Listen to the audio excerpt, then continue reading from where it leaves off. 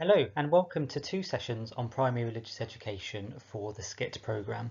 Now, in the light of everything that's going on, I thought what would be best would be to create two narrated PowerPoints which cover the content of the two sessions which we were due to have together.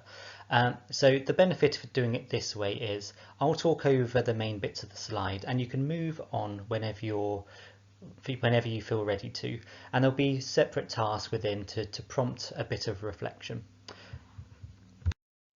So within this session, we're going to first of all consider the aims of religious education, and then we'll turn to look at the Bedfordshire Agreed Syllabus and how we can use that to effectively plan some amazing sequences of learning in RE.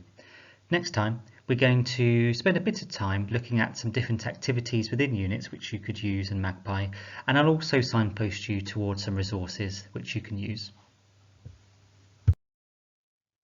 So to begin with, have a look at the image which is found on this slide, and you'll notice that there are lots of different bubble people trying to navigate their way around this tree. So I'd like you just to spend a little bit of time reflecting. At this stage, how do you feel about teaching RE? Which of the bubble people do you feel you resonate the most with, and why do you think that's the case? Now, doing this activity over a number of years with SCITT groups, it's really interesting to see how different people associate themselves with a particular bubble man, and that may be for a number of reasons. Some of you may have come to this activity and thought, well, actually, yeah, I'm raring to go. I really had an incredible RE experience. I love the subject and I can't wait to teach it more in school. Others of you may be feeling a little bit more nervous in trying to teach the subject. Maybe it's because of a particular experience that you've had in school. Maybe your RE experience hasn't been the best quality. Or even it might be that you're nervous about something like offending pupils in the class or getting it wrong, which we'll cover, and we'll have a think about that as we go through this session.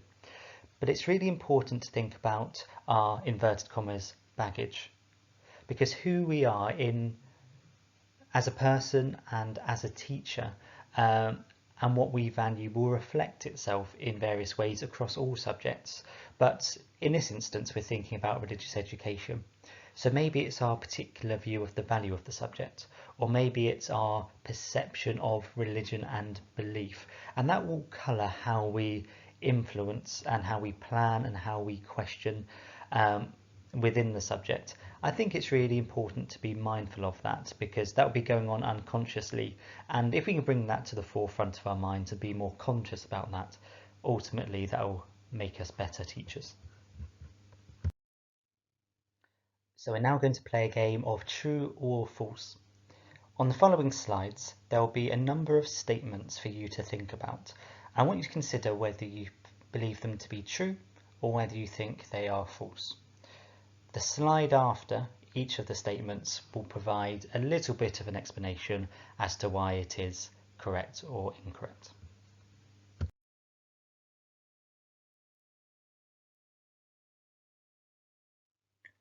Well, this one is absolutely true. RE syllabi must teach about other world faiths, and quite often this is spoken about as the 6 principal world religions.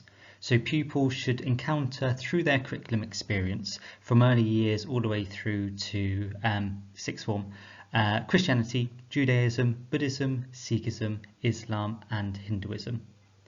Now, how much of each religion and at which age and stage is down to each school, and usually the agreed syllabus in each county has a particular view on that.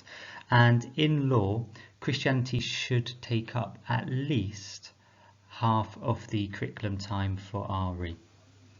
Of course, schools are at liberty to consider and teach other faiths which may be represented in the local area, such as if a school in Birmingham had a Baha'i community or a Zoroastrianist community, then they're completely within their rights, and indeed it might be really fruitful for there to be a little bit of inquiry into those spiritual and religious traditions as well.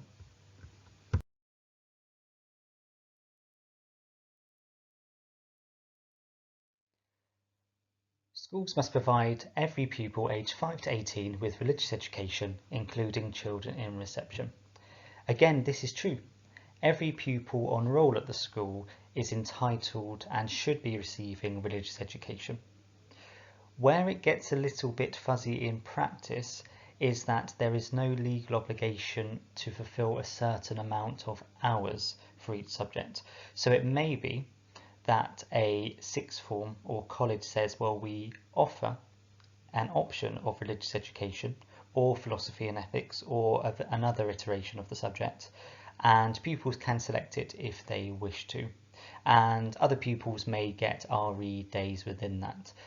This has been a big contestation, a debated area, as it feels like, with the importance of RE as it is, pupils should be getting a lot more formal religious education, whether they take it as a formal option or not. In reality, in primary schools, most pupils receive on average an hour a week for religious education.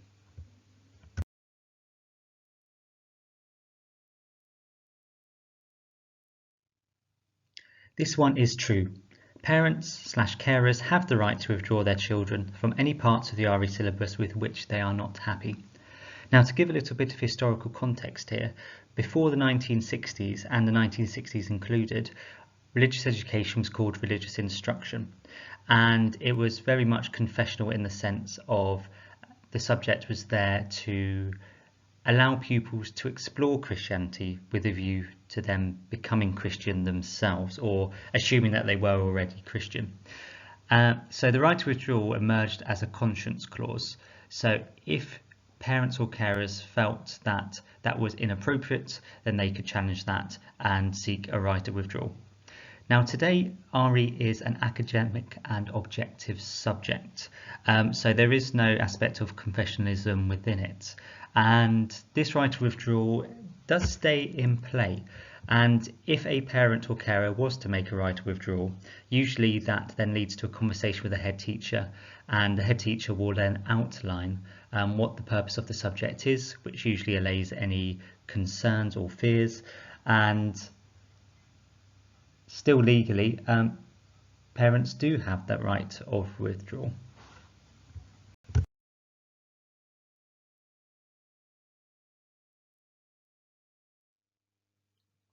This one is false. Bible stories are very much part of the RE curriculum, as they're an amazing way for pupils to understand the main beliefs and narratives which inspire millions of people in the past and millions of people today.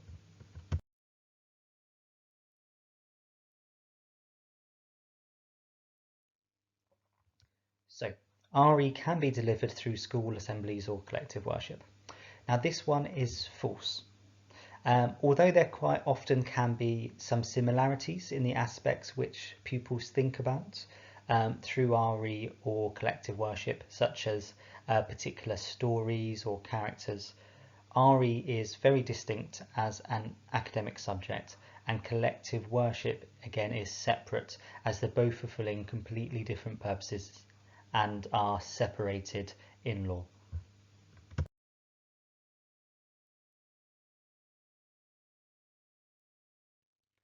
So the statement, RE is part of the national curriculum. Well, technically it's not, but what it is in law a statutory subject. So it is a legal responsibility for schools to offer and deliver religious education.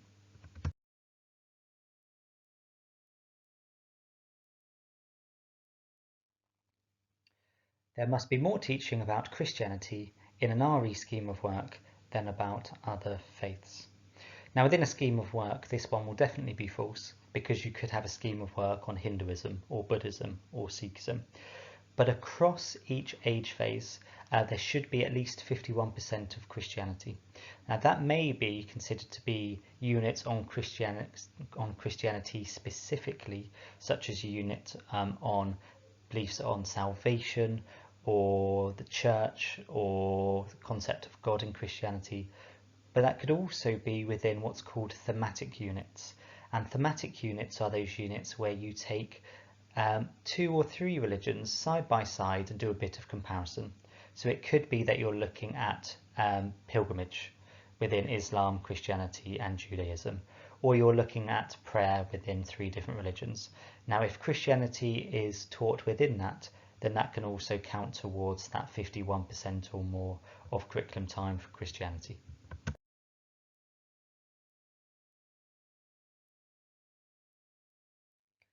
So the subject on the curriculum is legally called religious education, that's true, but some schools have decided that they want to rename the subject. So in some schools you may see it as beliefs and values, some schools have gone for philosophy and ethics, particularly in secondary school, some have gone for philosophy and worldviews.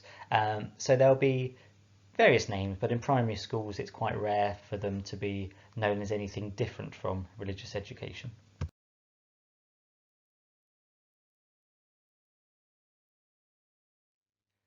So this statement is false. As with any other subjects on the curriculum, there is a legal requirement to report to parents on RE.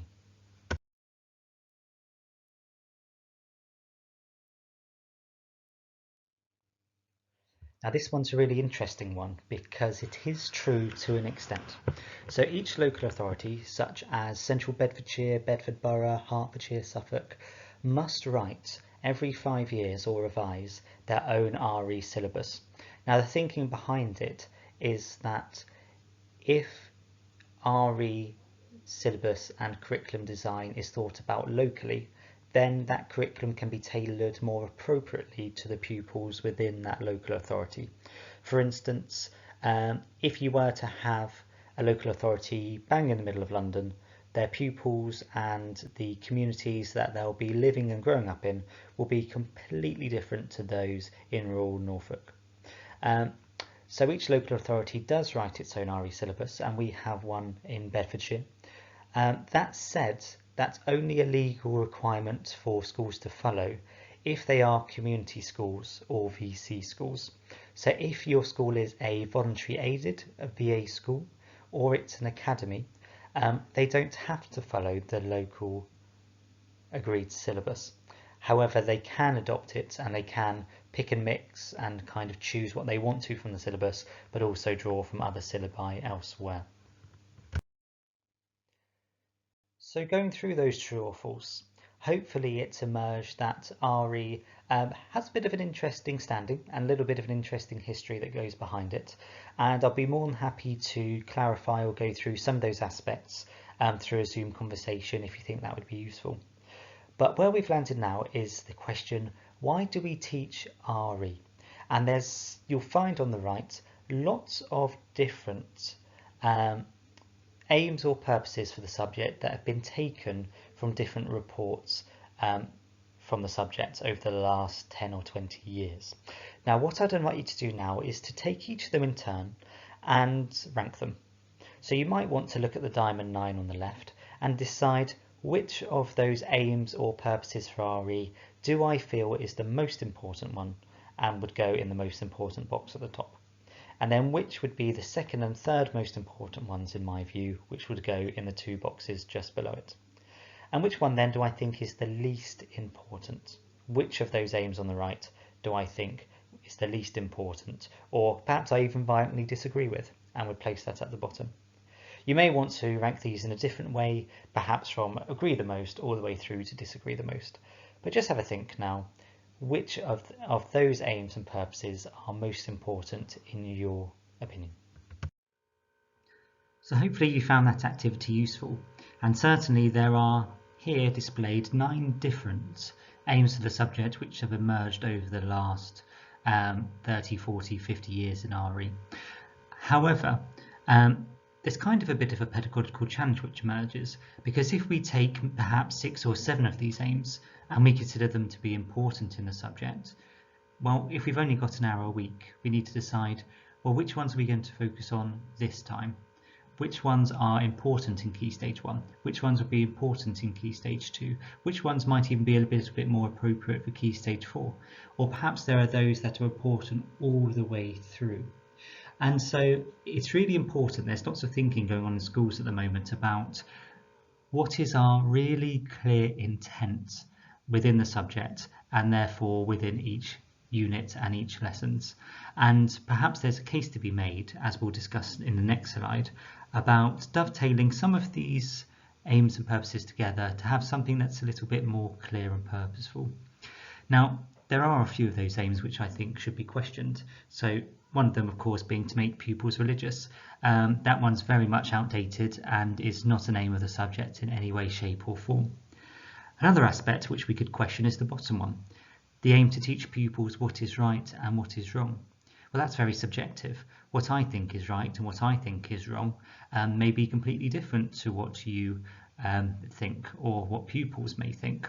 So maybe it's more appropriate to set up a space for inquiry and discussion about what is right and what is wrong, and perhaps it might emerge that there's a little bit of a grey area. And dilemmas in RE are always fascinating to discuss with regard to that.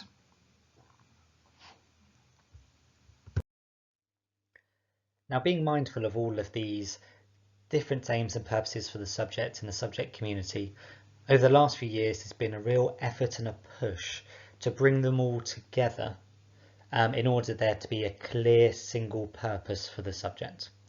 And this seems to be coming together around this term of religious literacy. So the purpose of RE is to enable pupils to become religiously literate or to develop their existing religious literacy. And one of the key definitions which is arising is this one. Religious literacy is the ability to hold balanced and well-informed conversations about religions and belief. Now, the balance is thought about in this respect. On the one hand, for pupils to have those well-informed conversations, they need to have a really good subject knowledge. They need to know about what the key religions in the world believe. What do they hold central? What do they hold in terms of the narratives which they draw upon to influence them? But also an awareness that there is a diversity in religion. So it'd be wrong to say we're going to teach about Christianity, because whose Christianity are you going to teach? There are loads of different, there's a lot of diversity within Christianity, and it might be best to talk about Christianities and then say like most Christians believe or some Christians believe. And a way which Christianity is now taught in schools is through concepts. So concepts such as God, incarnation, salvation, etc. And the purpose of this is to say, okay, well, yes, there might be lots of different views within Christianity, but they all agree around a concept of God, or a concept of salvation, or a concept of incarnation. On the other hand of that balanced RE debate is, well, to have that well-informed conversations, pupils need to reflect about what they think about the ultimate questions which come in through life. So it could be about, well, what do pupils think about the existence of God? What do pupils think about right and wrong? What do pupils think about life after life? And in having A, that subject knowledge, and B, that chance for pupils to have that personal and critical reflection, those two together will enable those informed conversations to happen in a way that wouldn't be the case if you just thought about RE as subject knowledge, or you just thought about it as, what do you think as pupils? What's your opinions? So taking this as the emerging aim for religious education, the ability to hold balanced and well-informed conversations about religion and beliefs. More thinking has gone on to what it means to be religiously literate. And thinking is very much around RE being a balanced stool between three subject disciplines. So at the top of the stool, you have theology. Another stool you have as sociology. And another stool you have as philosophy. Now the aim here is to get the balance between all three, because with a three-legged stool, if you have one leg longer or shorter than the other, then if you try to sit on it, you're going to be a bit wobbly. You're not going to be secure, and you're probably going to fall off. And in the history of RE, too often the subject has focused on one of these stools to the neglect of the other. So with theology, 1950s and 60s, it was all about beliefs. And there was nothing to do with sociology about, how do beliefs impact people in the modern day, and how do they impact them in different ways. In the 1990s and early noughties in primary school, there was too much about sociology. It was all about the festivals and what people do, but not enough about the beliefs behind them. And philosophy, some fascinating questions in philosophy, but with my GCSE experience when I was at Semi Whitbread, it was all about questions of life after life, or euthanasia, or abortion, and it seemed to be quite black and white. All Catholics are against, or all Catholics are for, or all Anglicans are in the middle, and all atheists think X or Y. And it kind of reduced arguments, and it didn't link enough to beliefs or how it affected people in terms of sociology. So I'll just unpick a little bit what these different aspects include and entail, and in the next session we'll think about how these look in practice in terms of primary school activities. So theology, they will include beliefs about, for instance, in Christianity, and I'll focus the rest on Christianity, beliefs about God, but also how these beliefs link. So do pupils know that there's a link between what happens at Christmas when Jesus is born and what happens at Easter when Jesus then dies, and the belief that he comes back to life through the resurrection? I have been in schools where pupils get a little bit confused where that link hasn't been made, because you might be working with reception pupils and they're a little bit confused, and I would say a little bit understandably, when Jesus is born in a stable, and then 12 weeks later at Easter, he's 33, he's grown a beard, and all of a sudden he's died. I can see why pupils are a little bit confused there. So we need to explore with pupils those links, that chronology, and those beliefs. And also the narratives, so the stories behind different beliefs. In this case, let's talk about Christianity. Now, it could be, of course, narrative as a big overarching story. So within Christianity, what is the big overarching story that the Bible tells from start to finish? And then pupils can then think about, okay, what about those little narratives? So that could be through different parables, like the parable of the Good Samaritan. It could be through the Exodus, when Moses leads the Israelites out of Egypt across the Red Sea towards the Promised Land. It could be through the life of Jesus in the first century. So within that overarching narrative, you've got those little narratives that you can look at in different stages of the curriculum.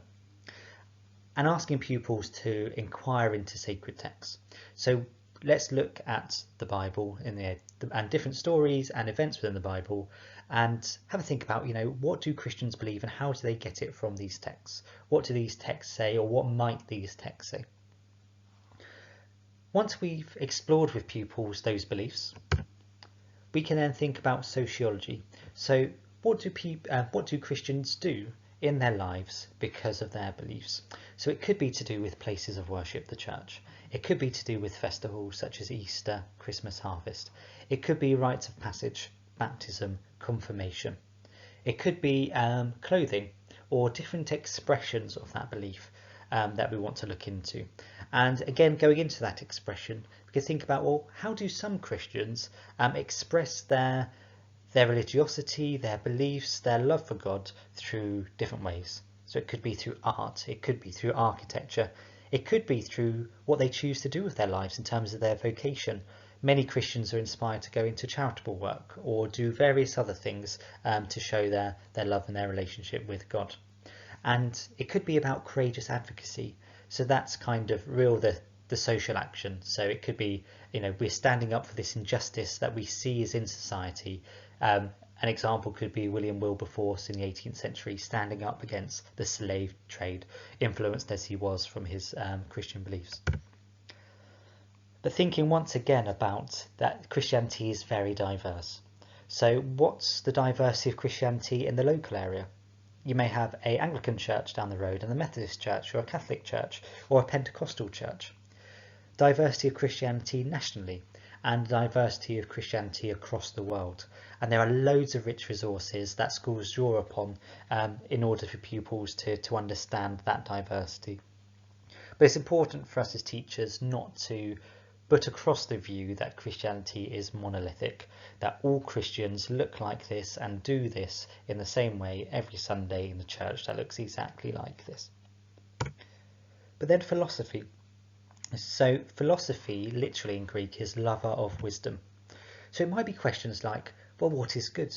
How do we live a good life? And what do different religions say about living a good life? And how do we know? So it could be that you're looking into the Ten Commandments and getting some of the beliefs within the theology aspect there. But what do pupils think about them? Do they think those Ten Commandments are still appropriate in living a good life today? Or do you think they would add in anything? Or would there be anything that are different now? And questions of meaning, purpose and truth. So different religions might say a particular view of what truth is or what meaning is and what purpose in life could be. And are those answers reasonable? So it could be in year 5, you're setting up a bit of an investigation, and the investigation is, did Jesus really rise from the dead? Was he really resurrected? And you can set the task of pupils being detectives, and they'll look within Luke's gospel and they'll try to find all the different evidence they can to suggest that Jesus was resurrected, the stone was rolled away, Jesus wasn't there, Jesus spoke to some disciples. And they could really question in a report that they write back to Pontius Pilate, for instance, and say, okay, well, this is the evidence, but is it reasonable? Can we see why Christians today or then took that as sufficient evidence to say that Jesus was resurrected? Or are there some things that we should question, or that Christians still question, have question marks over, about the reasonableness of that evidence? And then things such as ethics and our own worldviews, so right and wrong. What do we think about how to live a good life and act responsibly in the world today and to treat the other? Of course, you will agree with me that being able to have a balanced and well-informed conversation with someone else about religion and belief isn't just about subject knowledge. It goes beyond just knowing aspects within the theology, the sociology, or the philosophy leg of the balance stool that we've just considered. Because having a conversation with someone else involves a myriad of skills in order to be effective. So I wonder now what you think a religiously literate pupil would be like or look like in order to have that conversation, and what the opposite might be of someone who is religiously illiterate. So have a think. What do you think is needed for a pupil to be able to have that conversation beyond subject knowledge? Yes, subject knowledge is key, but does there need to be an element, for instance, of respect? Does there need to be an element of being willing to listen, or even just being interested in what other people might say or think about particular questions to do with religion and belief? On the flip side, have a think also about the traits of those who we could call religiously illiterate. So to give you a bit of a foot up here, imagine as I did when I tried to organise a trip to a number of places of worship, such as the Gurdwara, the Mosque, the Mandir. And the letter goes out. Myself and lots of other pupils are very excited about this trip that's about to go ahead. Yet about 3:45, the phone starts to ring with some parents who have a few concerns themselves about a trip, or their pupils going to a trip to a place of worship. And I wonder what you think those traits might be. Perhaps they have a media influence stereotype. Perhaps they've got a fixed or misinformed view upon a particular religious group or religious tradition. Perhaps they're quite prejudiced in a number of ways. But have a think now. Create a list on a piece of paper or your notebook of the skills that we might see in a pupil or an adult who is religiously literate, and the skills of those who would be classed, or we could consider to be, religiously illiterate. Perhaps you can think of 4 or 5 things for either list. So we're now going to start thinking about the Bedfordshire agreed syllabus for religious education, and for many of us in primary schools in Bedfordshire, this is the first port of call for all things to do with RE, in terms of the aims and purpose, the amount of time that should be given to different religious beliefs and worldviews within our curriculum at different stages, but also it's a great place to get lots of different units and some really effective planning for religious education. So to begin with, to give a little bit of context, I invite you now just to watch the video link which is attached on the slide, and once you've done so we'll come back together and discuss this context a little bit more.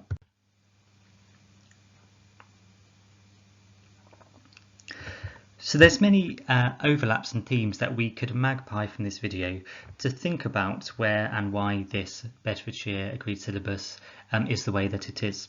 And to really understand this new Bedfordshire Agreed Syllabus, we need to think about curriculum design in RE over the last decade or so.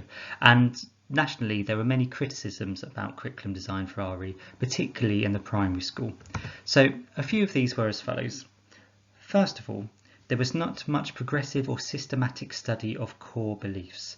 But more simply, there wasn't a clear progression in pupils' knowledge and understanding for individual religions throughout their primary school curriculum experience. So it was hard to see how pupils were inquiring into Hinduism in Key Stage 1, and then how that was being built upon in Lower Key Stage 2, and then again in Upper Key Stage 2. And if we were to take Christianity, there wasn't really a clear progression about what they were learning in early years, how that was being built on in Key Stage 1, Lower Key Stage 2, and Upper Key Stage 2. It seemed more to be a bit of a smorgasbord, a randomly designed curriculum map where there wasn't really any progression or narrative of what pupils were meant to learn and how that was building upon their existing knowledge, key stage by key stage or year by year. And in that respect, pupils were failing the microphone test. So by the end of year 6, if you gave them a microphone and asked them to speak about Hinduism, Islam, Sikhism, or another religion for a minute, they couldn't, because quite often they were a little bit confused and aspects and concepts of these key religious traditions weren't being embedded into their long-term memory. As well as this, there was very much a pick and mix attitude to Jesus and other figures which are prevalent within these sacred narratives. So maybe Jesus was a nice guy, did some nice things, said some nice things, but curriculum maps and units skipped over the fact that Christians hold him to be God himself incarnated. And many would argue, and I think rightly so, that to miss that theological aspects of Jesus as Saviour or Jesus as Lord and Jesus just as a nice guy is doing a massive discredit to the belief of Jesus in contemporary world.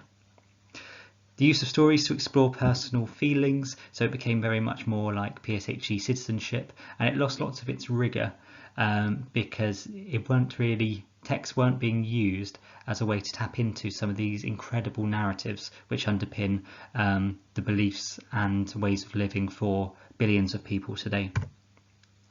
There's a very narrow view of religion in play, so maybe it was just kind of the exotic. So festivals are exciting, pupils will enjoy doing them, but then it lost its rigour. Or perhaps it was a little bit too narrow, and we see that a lot in secondary schools where it's religious people or religious group believes X and other people believe Y. And that kind of black and white binary or dichotomy didn't give due consideration to the reality of contemporary religiosity and belief, in that it's a very grey area and it's very complex and lots of factors involved, and we need to move away from stereotyping to say all Christians, all Muslims do think or look like this. There wasn't much awareness of different interpretations, and of course we know that there is an incredible amount of diversity in society. Little sense of place and context where these various religious traditions emerged from, such as Christianity within first century Palestine, to give an example. So the agreed syllabus response in trying to address some of these historic issues within RE have been as follows. So number 1, let's reduce the content. Let's think really carefully in schools about what we want our pupils to know and understand at each stage of their learning, and therefore let's go for depth rather than breadth. And there's something called systematic before thematic. Now systematic is when you take one religion and you look at that religion in isolation. So we're just going to look at a unit on Hinduism or Sikhism or Judaism, for instance. And thematic is when you then take some of these religions and look at them side by side, such as you might do a comparative unit on pilgrimage or prayer or rites of passage. Now it's really important that to do some amazing thematic work where you do some comparison between different religions, that they have space, pupils have space in the curriculum to look at those individual religions on their own first.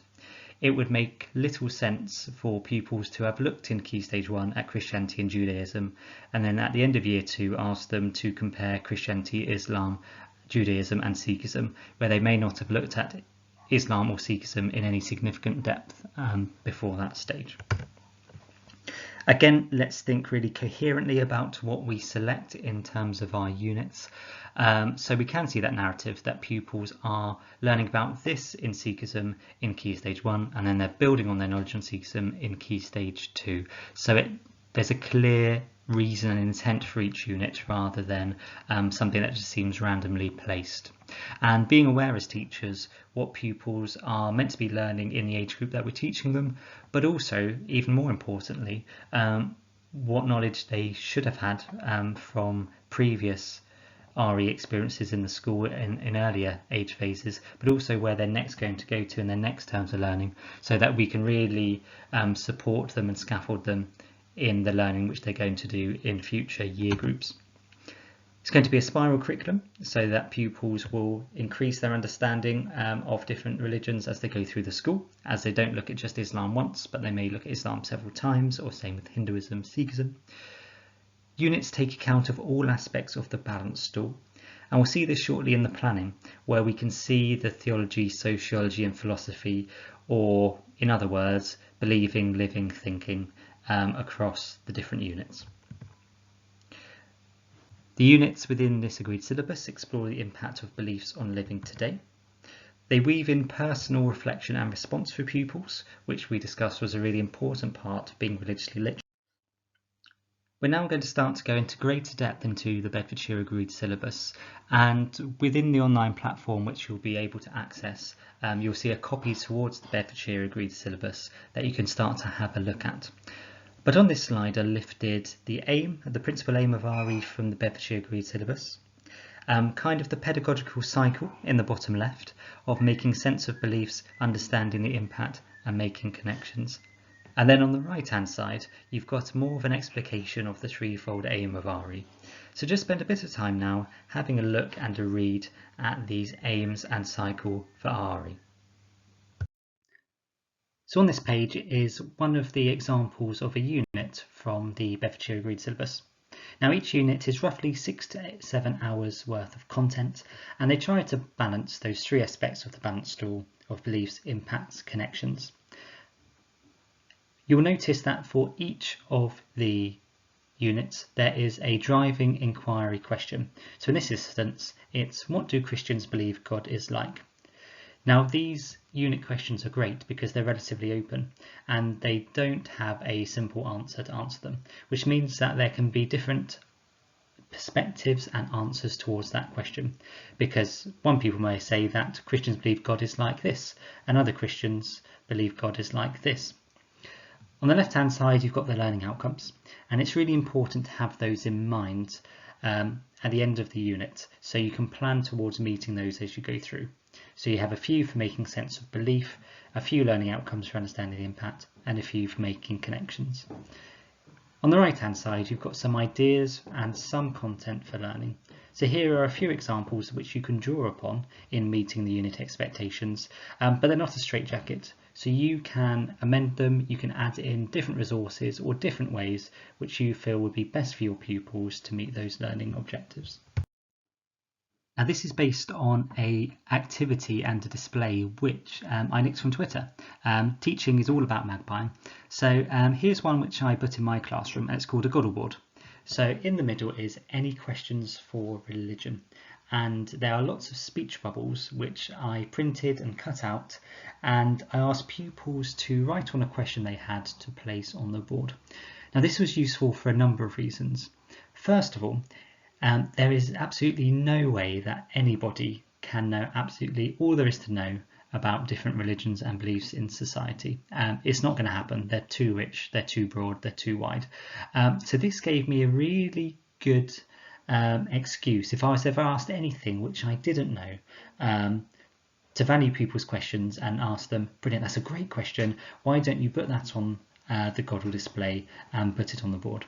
Then that gives you a bit of a breathing space to either go away yourself and find the answer to, but it's also a really good opportunity to empower pupils to take up the learning and the opportunity themselves. Perhaps there's a particular praise system such as posi points or merits that the school use, and you can say to pupils, oh, Jimmy came up with a wonderful question. I wonder if anyone can go away and come back with an answer for me next week based on that question. I'll give you 5 merits or posi points.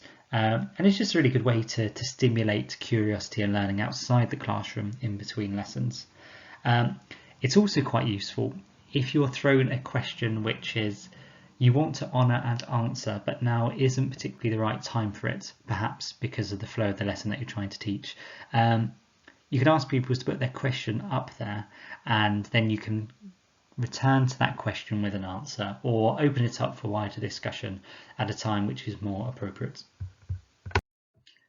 The agreed syllabus is excellent in splitting up 5 different steps for RE planning across a unit and within a unit. So I invite you now to spend a bit of time having a look at steps 1 through to 5 because there's some really excellent advice there for effective planning in primary religious education.